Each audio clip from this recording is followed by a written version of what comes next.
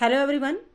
आज हम story read out करेंगे चीफ की दावत, जो कि बिशम साहनी की लिखी हुई है। इस कहानी के द्वारा बिशम साहनी ने बताया है कि एक ऐसा लड़का जो किसी कंपनी में जॉब करता है और उस कंपनी के जो चीफ है अमेरिका से आए हुए हैं, उसे इम्प्रेस करने के लिए वो घर में दावत बुलाता है, इनविटेशन देता है, रात के डिनर के लिए बुलाता है। उसके साथ और भी एक मीटिंग टीम वर्क आए हुए हैं। तो लड़का उसे खुश करने के लिए पूरी टीम को घर को सजाता है, पूरी तरह अच्छा डिनर का प्रबंध करता है, शराब का प्रबंध करता है। चाहता है कि बहुत अच्छा इम्प्रेशन पड़े, ता जो बाद में उसकी प्रमोशन हो सके, उससे खुश होकर वो उसे प्रमोशन दे सके। लेकिन इसी चक्कर में वो अपनी माँ को भूल जाता है। कहने का बाद उसे नेगलेक्ट करता है।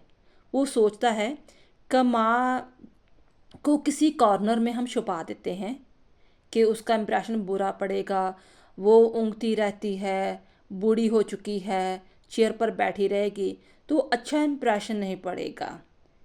जिस माँ की बदौलत, जिसने अपनी सोने की चूड़ियाँ बेच दी थी उसे लड़के को पढ़ाने के लिए, उस पढ़ाई की बदौलत आज वो इतना बड़ा जॉब कर रहा था, लेकिन आज वो उसे एक यूज़लेस चीज़ समझ रहा है।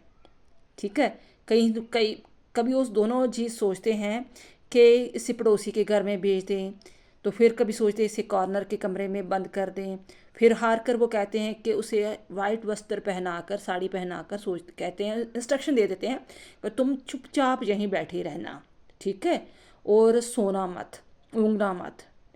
तो ऐसे काफ़ी इंस्ट्रक्शन देते हैं। कहने का भाव कि माँ उनके लिए एक जस्ट यूज़लेस चीज़ बन चुकी है, जिसकी बदौलत वो इतना बड़ा बना हुआ है। तो जब चीफ को पता चलता है कि उसकी माँ वहाँ पर बरामदे पर, कॉरिडोर पर बैठी हुई है, तो वो उससे बातें करना चाहता है, उससे पुराने सॉन्ग सुनता है। तो पूछता है कि क्या कभी उसने हाथ से कोई चादर कढ़ाई की है। तो जब वो अपनी पुरानी फुलकारी दिखाती है तो बड़ा खुश होता है कि मुझे भी इसकी ऐसी फुलकारी चाहिए। तो बेटा प्रॉमिस कर देता है, हाँ हाँ क्यों नहीं, भी तुझे आपको फुलकारी ऐसी मिल जाएगी, मेरी माँ अवश्य बना देगी। लेकिन माँ रिक्वेस्ट करती है, देखो मेरी आंखें बहुत ख़राब हो चुकी हैं, मैं नहीं बना सकती। लेकिन बार बार कंपेल करने के बाद माँ अपने बच्चे, फिर भी माँ माँ होती है, अपने बच्चे की तरक्की के लिए, माँ बच्चे की खुशी के लिए जे भी काम करने के लिए तैयार हो जाती है। तो आज अब हम सारी स्टोरी रीड आउट करते हैं। बिशम साहनी हिंदी के प्रसिद्ध उपन्यासकार भी है और कहानीकार भी है। उसकी प्रस्तुत कहानी चीफ की दावत मिडिल क्लास लोगों के जीवन पर प्रकाश डालती है। किसी कंपनी में कार्यरत श्यामनाथ अपनी अमेरिकी कंपनी चीफ को घर पर भोजन के लिए बुलाता है और वो चाहता है कि उसकी चापलूसी करके उसे प्रमोशन मिल जाएगी, पदोन्नति मिल जाएगी। चीफ को रात के भोजन के लिए बुलाया जाता है, परंतु घर की साफ सफाई, साज सज्जा का काम श्यामनाथ अपनी पत्नी के साथ मिलकर करता है। शाम के जब 5 बजते हैं तो ड्राइंग रूम की सजावट के लिए फूल, तिपाइयाँ, कुर्सियाँ, नैपकिन आदि मंगवा लिया जाता है। इवन के जो मदरा पान है, शराब भी मंगवा ली जाती है। घर के फालतू सामान पर साहब की नज़र ना पड़े इसलिए उसे छुपाया जाता है। अब वो माँ को भी फालतू सामान समझ रहा है। समस्या माँ को लेकर हुई है।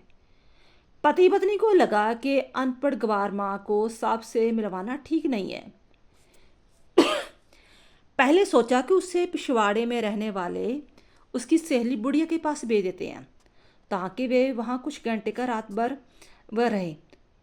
श्यामनाथ इस योजना से इसलिए सहमत नहीं होता बाद में, क्योंकि वे नहीं चाहता कि पड़ोस की बुढ़िया के साथ माँ का आना जाना पड़े। अंत फैसला होता है कि माँ को वाइट वस्त्र पहनाकर, यानी कि जोड़ी वाइट साड़ी पहनाकर, थोड़ा संवर कर जो कॉरिडोर होता है बरामदे की कुर्सी में बैठा दिया जाए। जब भोजन के लिए साहब भोजन की मेज पर आएंगे तो माँ चुपके से अपने कमरे पर चले जाएगी।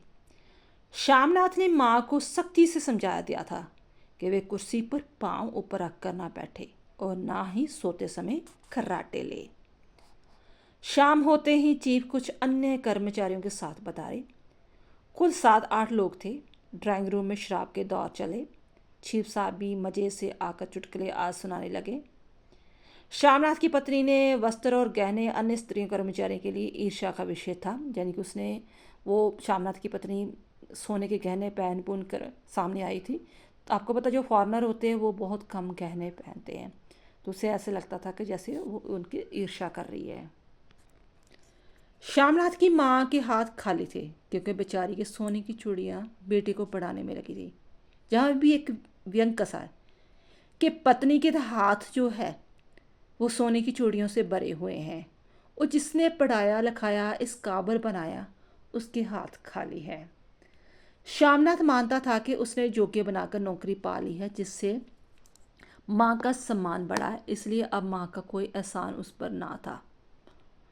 चीफ साहब रात्रि के 10 बजे तक शराब पीते रहे। अन्य कर्मचारी भी नशे में मस्त रहे। 10 बजने पर खाना खाने का विचार आया। श्यामनाथ के सभी लोग भोजन के लिए मेज तक जाने लगे। बरामदे में श्यामनाथ की माँ कुर्सी पर बैठे बैठे सो रही थी। खर्राटों की आवाज़ आ रही थी। नींद में उसका सिर इधर उधर लुढ़क रहा था। सिर से आंचल उतर गया। वे बहुत कमजोर दयानी लग रही थी। श्यामनाथ को बहुत ज़्यादा क्रोध आया, पर वे सबके सामने खून के घूंट पीकर रह गया। उसने माँ को धीरे से जगाया। सक पकाकर माँ जाग गई। चीफ ने उससे कहा, हाउ डू यू डू? माँ ना समझी। बेटे ने माँ को कहा कि साहब उसे नमस्ते कह के कर रहे हैं और आपका हाल पूछ रहे हैं। इस पर माँ कुछ बुदबुदाकर चुप हो गई। श्यामनाथ के कहने पर कि माँ गांव में रही है इसलिए वो थोड़ा शर्मा रही है। चीफ ने जिद की कि श्यामनाथ की माँ उसे गांव की शिल्पकारी का कोई नमूना दिखाए और कोई गांव का गीत सुनाए। माँ ने विवश होकर ब्याह के गीत की 3 पंक्तियां सुनाई। श्यामनाथ शिल्प के नमूने के तौर पर भीतर से अपनी माँ की कढ़ाई की हुई पुरानी ताताई फुलकारी लाकर चीफ को दिखाने लगा। फुलकारी होती है जो दुपट्टा होता है लड़कियों का, वो पूरा कढ़ाई से भरा होता है, धागे की कढ़ाई से, उसे फुलकारी कहते हैं। चीफ को फुलकारी पसंद आई। श्यामनाथ ने तुरंत वादा कर दिया कि वे माँ से कहकर फुलकारी क्या दुपट्टा बनवा देगा। माँ कहती रह गई कि उसकी नज़र कमज़ोर हो गई है, वे कढ़ाई कैसे कर पाएगी। चीफ के जाने के पश्चात श्यामनाथ बहुत खुश था। साफ प्रसन्न और तृप्त होकर गए थे। माँ से भी खुश था क्योंकि उसने इज्जत बढ़ाई थी। दावत में उसके साथ हुए व्यवहार में खिन्न माँ श्यामनाथ से कहती है कि वे उसे हरिद्वार छोड़ आए ताकि वे प्रभु भक्ति में अपने अंतिम दिन बता सके। स्पष्ट है कि घर में रहकर ज्यों अपमानित होने और अपेक्षित होने से अच्छा है कि वे वहाँ चला जाए। श्यामनाथ माँ की बात नहीं मानता क्योंकि उसे तो क्या माँ से फुलकारी तैयार करवानी है। उससे माँ से कहा अब वे शीघ्र फुलकारी बनाना शुरू कर दे। इस पर जब माँ ने अपनी कमज़ोर निगाह की बात कही तो श्यामनाथ नाराज होकर चला गया। उसने माँ को बताया कि उसकी तरक्की तभी होगी जब वे चीफ को फुलकारी भेंट करेगी।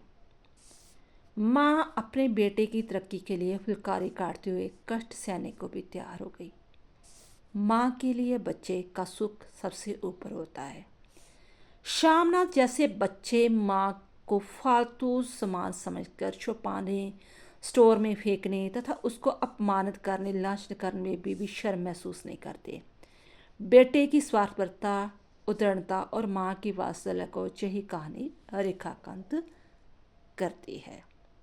आई होप आपको इस स्टोरी अच्छी लगी होगी और कुछ सीखने को भी मिला होगा कि माँ बाप बेशक जितने मर्जी बुजुर्ग हो जाएं, लेकिन जो आपके लिए उन्होंने जो किया है उसे कभी मत भूलो, क्योंकि कभी ना कभी आप भी उस स्टेज पर आओगे। ये कर्मा होता है, जो चीज़ें आपने दी होती है किसी को वही वापस आती है। थैंक्स बेटा।